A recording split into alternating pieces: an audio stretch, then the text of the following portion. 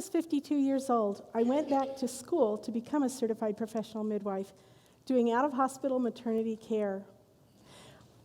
The whole journey was challenging, scary, exhilarating. I freely acknowledge that many people midwifed me through it. I had fairly realistic expectations: long, unpredictable hours, modest pay, lack of credibility in the medical establishment.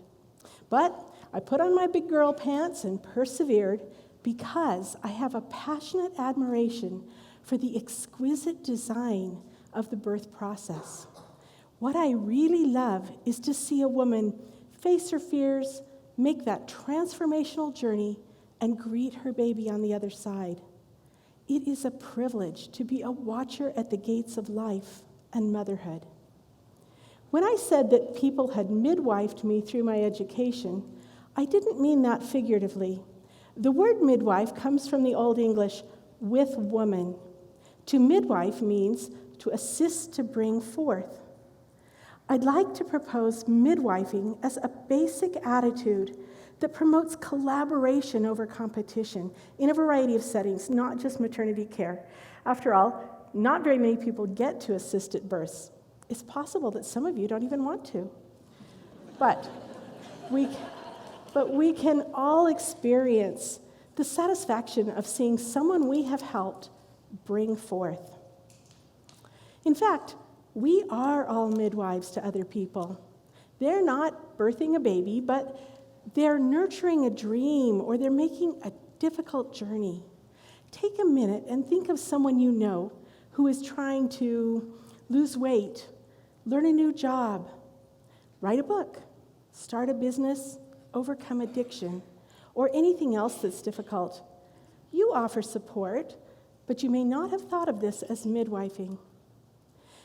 The Midwives Alliance of North America describes the Midwives Model of Care as uniquely nurturing hands-on care.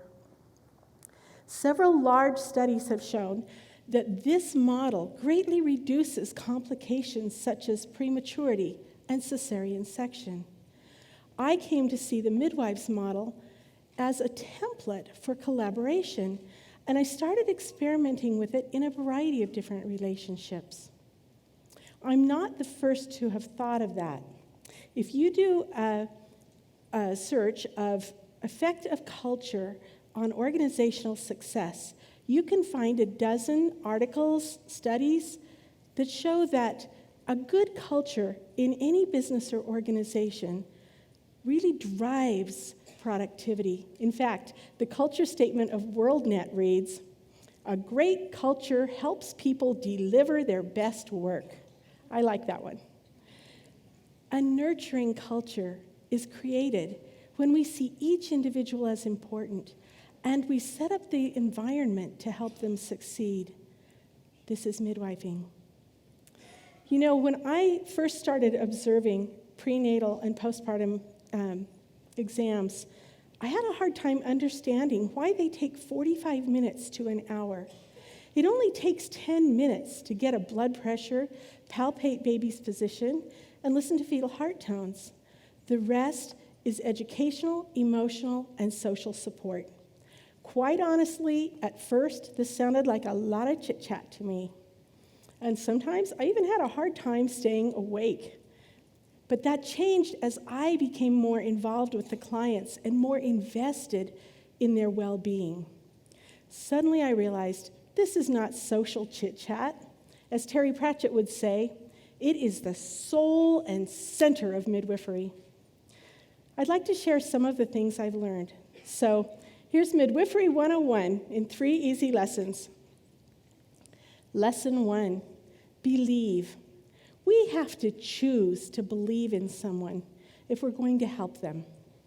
One woman came into midwifery care because she'd had a cesarean with her first baby and had been told that she would never get a baby through her small pelvis. She felt in her heart that she hadn't really had a chance to try. We told her, eat an excellent diet, get plenty of exercise, and believe that you can birth the baby you grow. We believe you can do it. I will never forget her face as she birthed her baby into her own hands, a full pound bigger than the one she had been told would never fit through her pelvis. How about an example from your world? Your sister-in-law tells you that they're going to homeschool their child. You may or may not agree with that idea. The Midwives model is firmly rooted in the right of each person to autonomy and self-determination. So choose your response. Are you crazy? Have you seen those homeschooled kids? They are all socially awkward. You don't have a teaching degree. Or the Midwives model. Wow, you must have given that a lot of thought. You'll do great. If you need help with computer skills, I can get with her on that. Don't ever shoot down someone's dream. Do not rain on their parade. Is this the 10th diet, the 27th attempt to quit smoking, the 5th great idea this year? This might be the one that succeeds and changes lives. How do you know it won't work? No one knows what can come into the light until they've done the labor. Lesson 2, support. Sometimes support is just an encouraging word.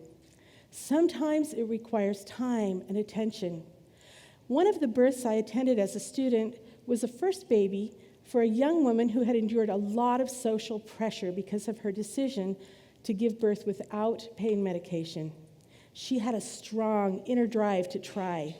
Along with her husband, I rubbed her back and held her hand and dried her tears as she worked through transition, the hardest part of the labor. I was really invested in helping her reach her goal, and she did. Soon after the baby was born, her friend tiptoed into the room and said, "How was it?" This young mother, still sweaty and flushed, said, "I will never be afraid to try anything again."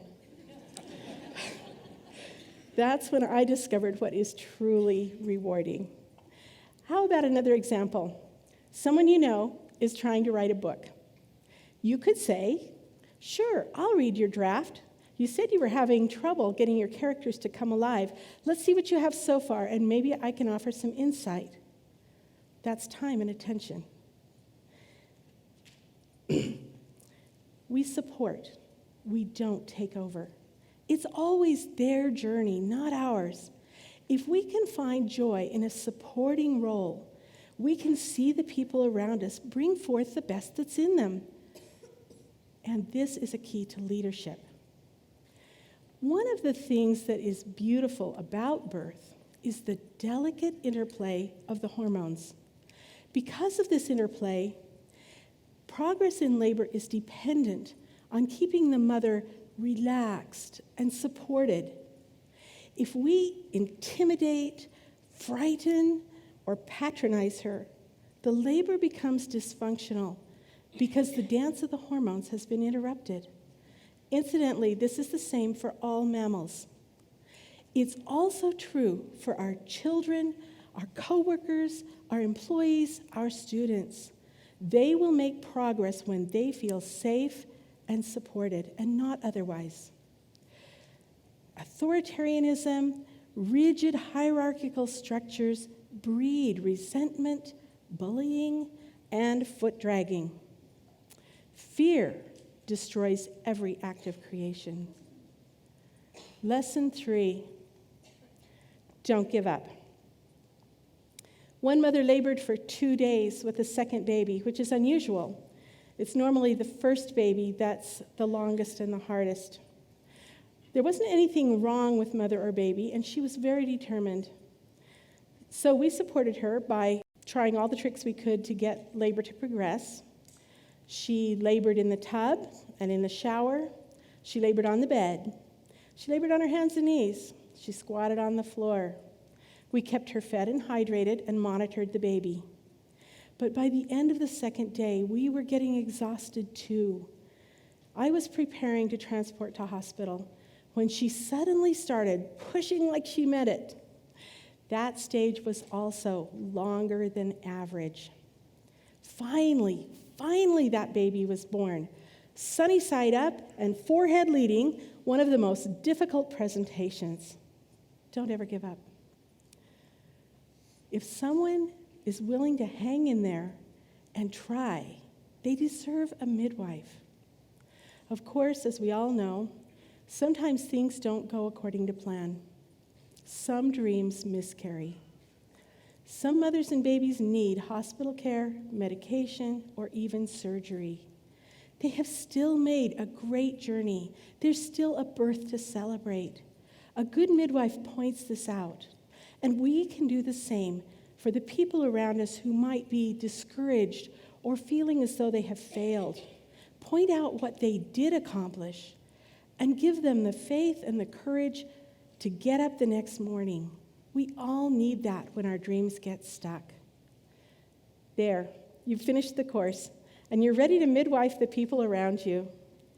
We never know which baby will grow up to be the next Gandhi, and we never know whose dream will make a wonderful change in the world.